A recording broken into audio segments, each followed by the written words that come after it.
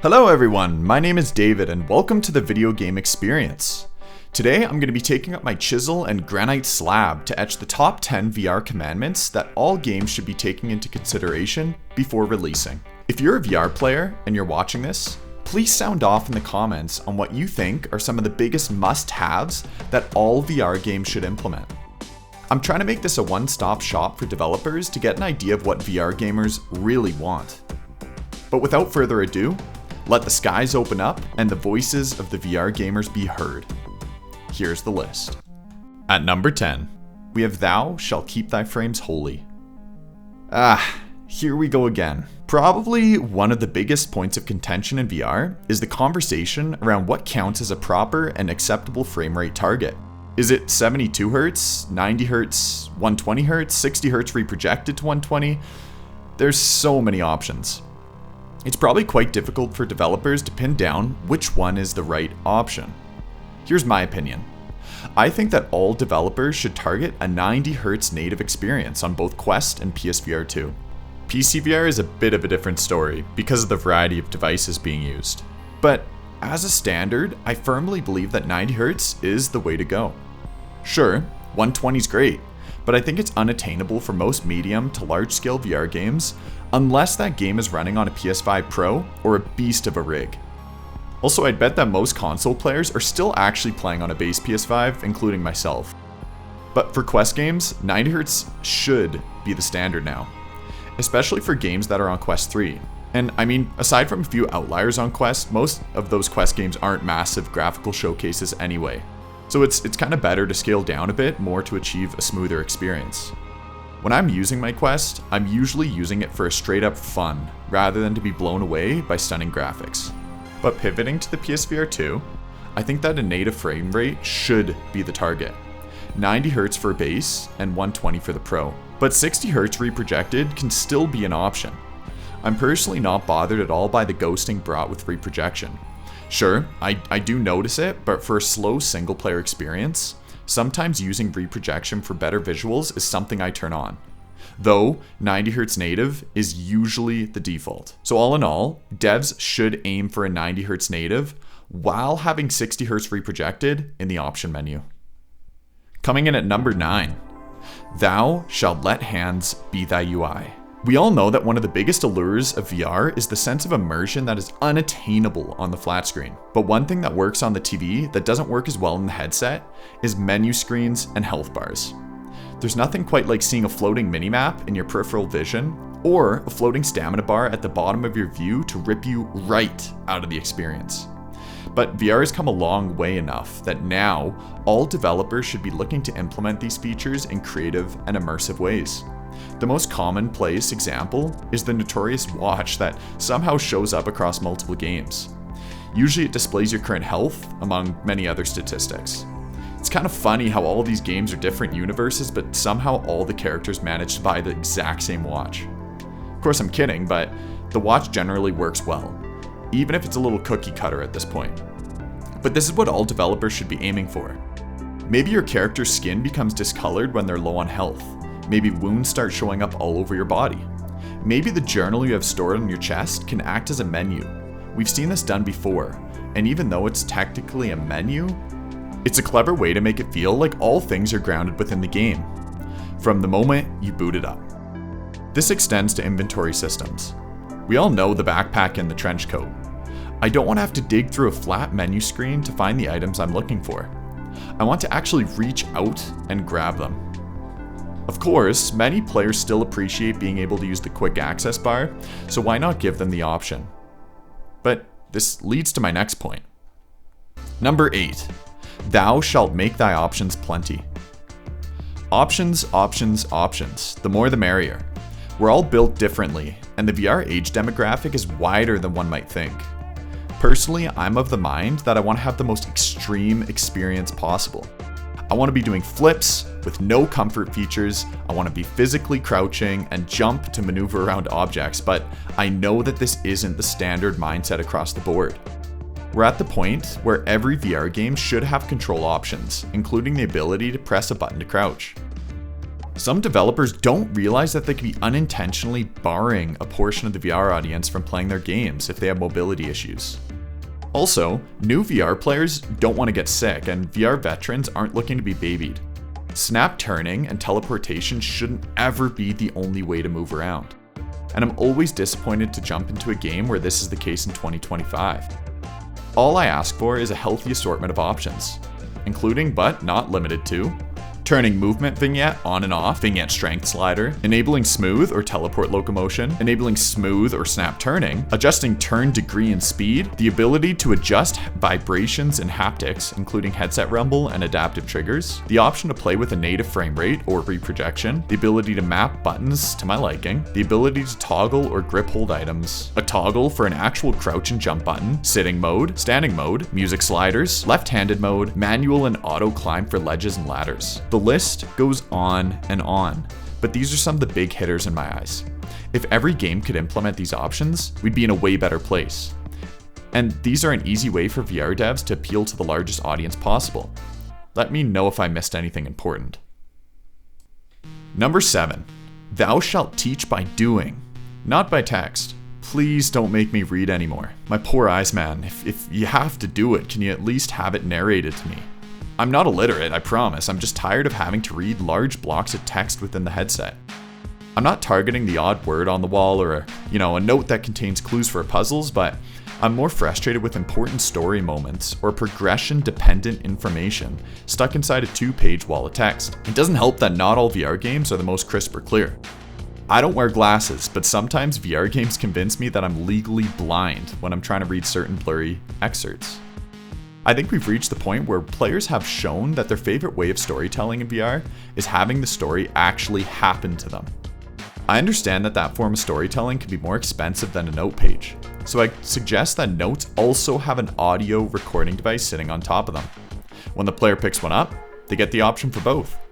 They can refer to their journal to read the note page if they want, or they can listen to the audio recording to get the exact same info, all while doing something less focused, like traveling to a new location or maybe grinding to level up their character. If you're going to make reading necessary, the content better be really interesting. But in VR, more times than not, I find that isn't the case. There's a time and place for reading, but not in VR. And at number 6, we have Thou shalt not bind the feet of the player. When I'm playing VR, the last thing I want to be is a floating camera. One of my greatest appreciations of VR is the ability to move around as if I was really in the game. I'm one of the firm believers that at no point within a game should your character's movement be locked. There are exceptions, of course. For instance, maybe your character is strapped down to a chair or being held in place by a couple of thugs. This is believable. But as soon as a cutscene, in quotes, starts and your movement is stopped to listen to another character talk to you for 5 minutes straight, I find this almost unbearable, and it weakens my immersion with the storytelling significantly. I think most games should take a page out of the Cyberpunk book. Giving players the ability to walk around and interact with the environment while other characters are talking to them allows them to 1, be oblivious to the story if they're just there for the gameplay, or 2, in my case, roleplay and act like I'm actually there, even if I kind of just end up throwing punches and objects at the person I'm talking to. Unfortunately, I don't think we have too many standout examples in VR. From memory, Half-Life Alyx did this well, and so too did Vampire the Masquerade Justice. But it's time that all VR games transition to this way of thinking to avoid a dated storytelling style that may have worked well in the early days of VR. Coming in at number 5, we have Thou shalt uphold the gifts of the headset.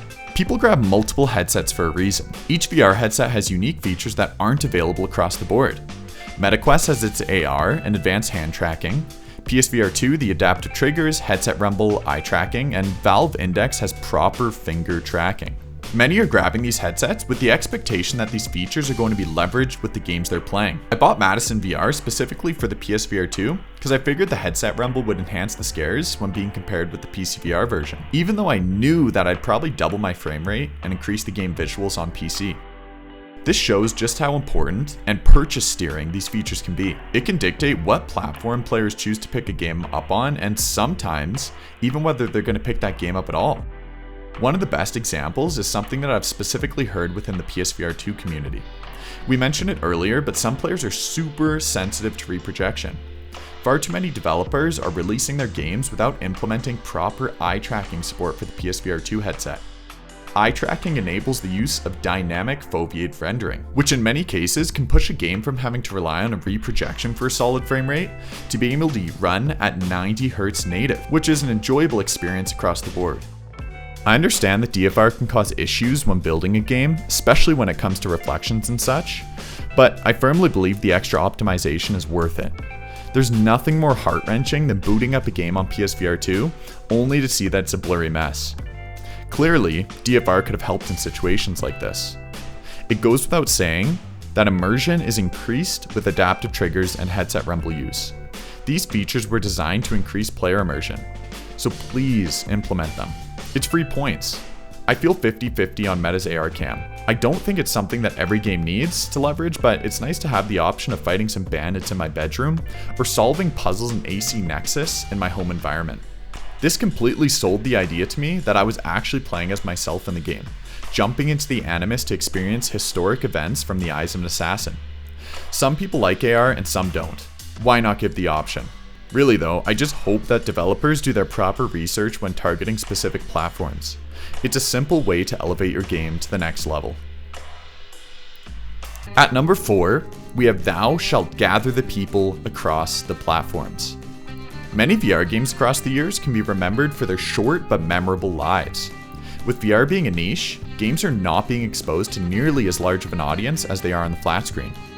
With that being the case, many multiplayer VR games experience a surge in popularity and full lobbies during their first few weeks of launch, and then quickly die out as new games come out. Without a dedicated player base, the pull to buy the games weeks after launch weakens. I see 2 possible solutions to this problem. Number 1. Make your game a hybrid experience. The perfect example being the upcoming Aces of Thunder.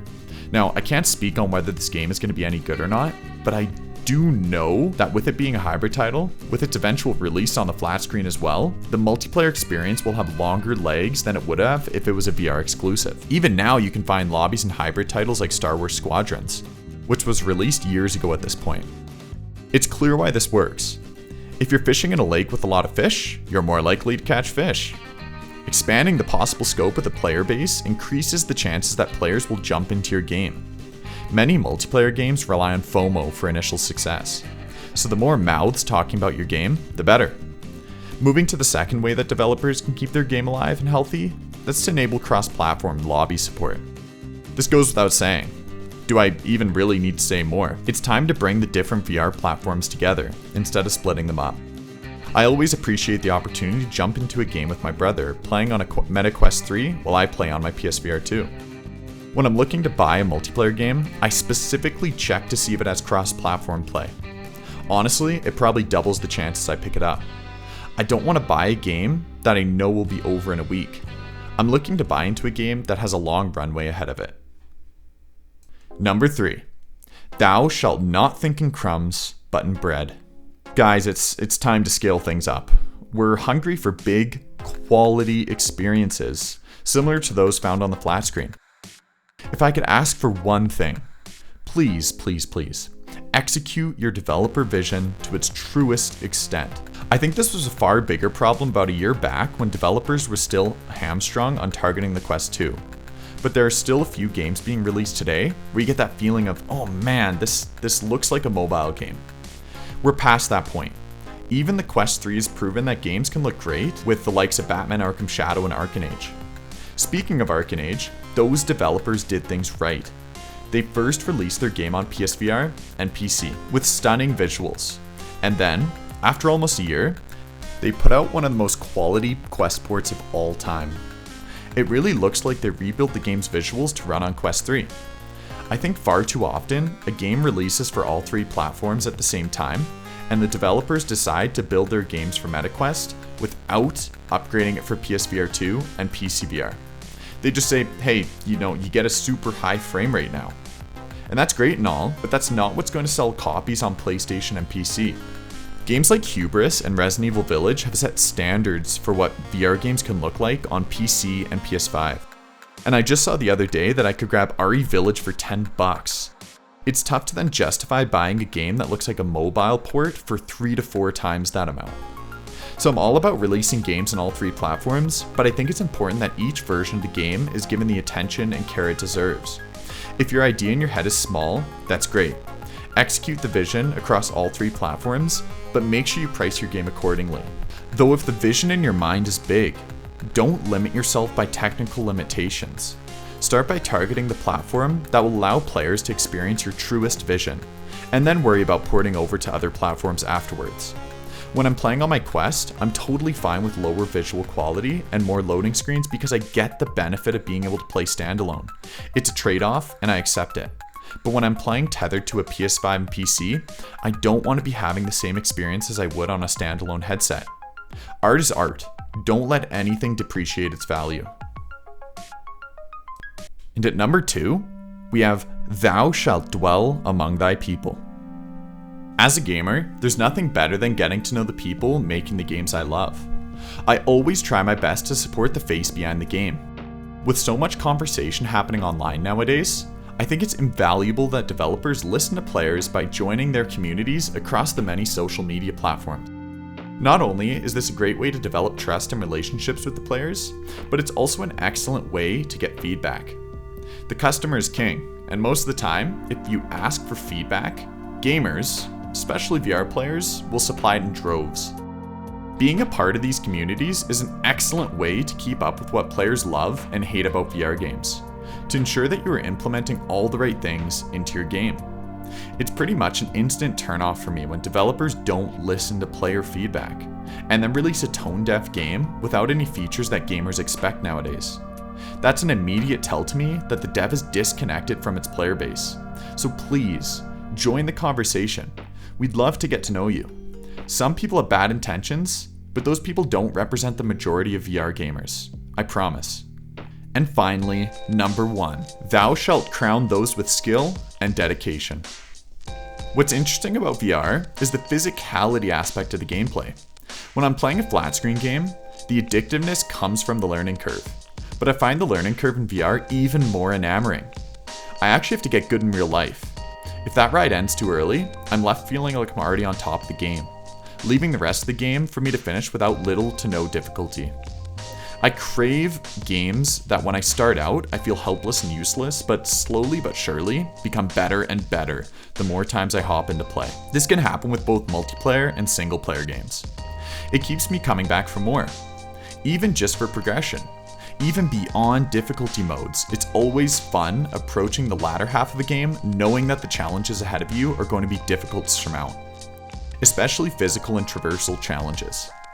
Maybe the final few levels feature bosses with parry windows so small that you feel like the ultimate warrior when you do pull them off. Or maybe I have to scale a mountain with handholds too far apart to reach, forcing me to make calculated jumps between them to reach my destination. In my eyes, these challenges are necessary and allow me to walk away from the game full of memorable and unique moments that leave me looking fondly. With VR games having so much interactivity, most players walk away not remembering the story, but the weird experiences they had and the close calls when faced with difficult situations. Also, speaking of completing challenges, Platinum Trophy. Every game needs a Platinum Trophy or a final achievement. There's something wrong with my brain where I look down on a game without a Platinum Trophy or a final achievement. Something about completing a game to its fullest extent, overcoming all its challenges, and unlocking that trophy or achievement, letting you know that you've seen everything there is to see. I'm not one of these people, but I have met some who will not purchase a game if there's no Platinum Trophy. I'm not saying they're wrong or anything, but you might as well throw one in there just to make sure you aren't pissing anyone off. But there you have it. Our VR commandments list that all VR games should follow. Do you agree with what we listed here? Let us know in the comments. And if you have any commandments of your own, let's hear it. It'd be amazing if developers found this video and noted down our 10 commandments list, plus countless more from the comment section. And if you like what we're doing here, please consider supporting us by sharing the video and hitting the subscribe button. Thank you all for tuning in, and I'll catch you next time. See ya!